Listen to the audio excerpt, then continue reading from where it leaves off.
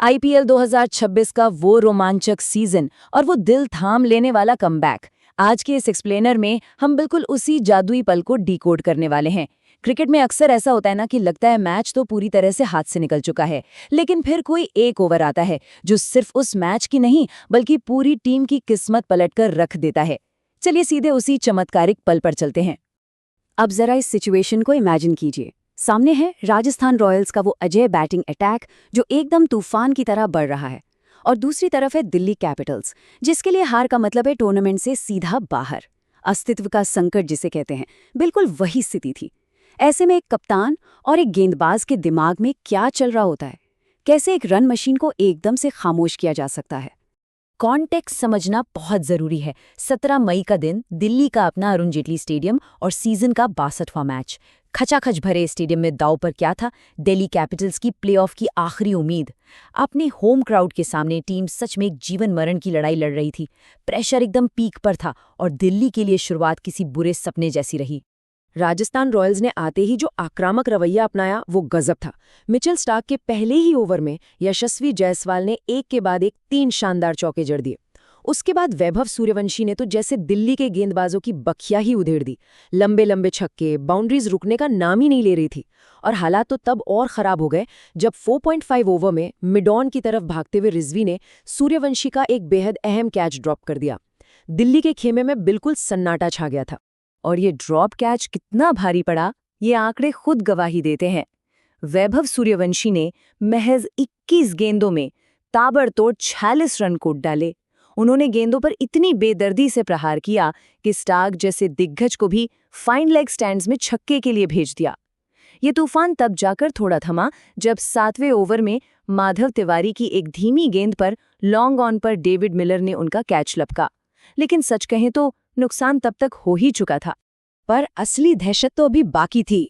Middle order में रियान पराग और ध्रुव जुरेल ने मिलकर एक ऐसी खौफनाक साझेदारी बुनी जिसने दिल्ली की उम्मीदों को लगभग कुचल ही दिया था। दोनों के बीच 72 रनों की सॉलिड पार्टनरशिप हुई। 10वें ओवर से पराग ने जो अपना गियर बदला है, 11वें ओवर में 50 रन की पार्टनरशिप पूरी हुई और 13वें ओवर तक आते आते पराग ने सिर्फ 23 गेंदों में अपना विस्फोटक अर्धशतक ठोक दिया। राजस्थान की जीत पक्की लगने लगी थी। और उस पारी का खौफ इस एक नंबर से समझिए, 91 मीटर। 10वें ओवर में अक्षर पटेल 94.3 किलोमीटर प्रति घंटे की रफ्तार से गेंद डालते हैं। रियान पराग हल्का सा फ्रंट लेग हटाते हैं और लॉन्ग ऑन के ऊपर से एक गगनचुंबी छक्का जड़ देते हैं। वो लिटरली दिल्ली के गेंदबाजों के साथ खिलवाड़ कर रहे थे। ऐसा लग रहा था कि स्टेडियम का कोई भी कोना अब सेफ नहीं है। इसी बीच मैच में एक बड़ा ही दिलचस्प और टेंशन वाला पल भी आया। 9वें ओवर में माधव तिवारी की गेंद पर रियान पराग का शॉट हवा में गया। लॉन्ग ऑन पर ट्रिस्टन स्टब्स ने डाइव मारी। लाइव एक्शन में लगा कि भाई ये तो कैच ऑफ द सीजन हो गया। लेकिन तभी टीवी एम्पायर जय रमन मदन गोपाल की आवाज आती है, गेंद उंगलियों के बीच से निकल गई है, गेंद जमीन पर है। मतलब किस्मत भी उस वक्त पूरी तरह से राजस्थान पर ही मेहरबान थी। अब जरा 13वें ओवर की आखिरी गेंद को देखिए। माधव तिवारी की गेंद पर ध्रुव जुरेल एक जबरदस्त कट शॉट मारते हैं। मिचेल स्टार्क डाइव लगाते हैं लेकिन गेंद बाउंड्री पार, और इसी के साथ राजस्थान रॉयल्स 150 रन का आंकड़ा पार कर जाती है। मोमेंटम पूरी तरह से राजस्थान की मुट्ठी में था और दिल्ली के गेंदबाज बिल्कुल पस्त और डिमोरलाइज नजर आ रहे थे।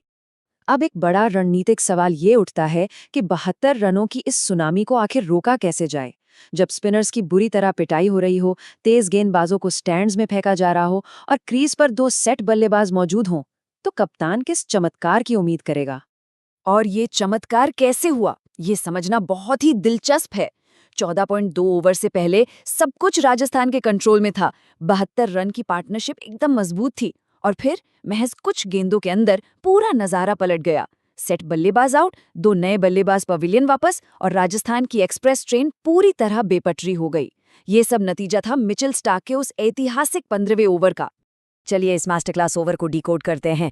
15वां ओवर डालने आते हैं मिचेल स्टार्क। दूसरी गेंद, स्टार्क गति कम करते हैं। 123.7 किलोमीटर प्रति घंटे की एक शानदार ऑफ स्पीड डिलीवरी। पराग बड़ा शॉट खेलने के चक्कर में टाइमिंग मिस कर जाते हैं और अक्षर पटेल हवा में डाइव लगाकर एक बेहतरीन कैच लपकते हैं। अगली ही गेंद स्टार्क शॉट डालते हैं डोनोवन फरेरा को, और वो भी सीधे अक्षर के हाथों में, गोल्डन डक।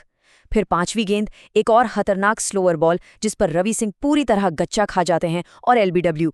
बस एक ही ओवर में पूरा कोहराम मच गया। और ये मैच का सबसे बड़ा टर्निंग पॉइंट था।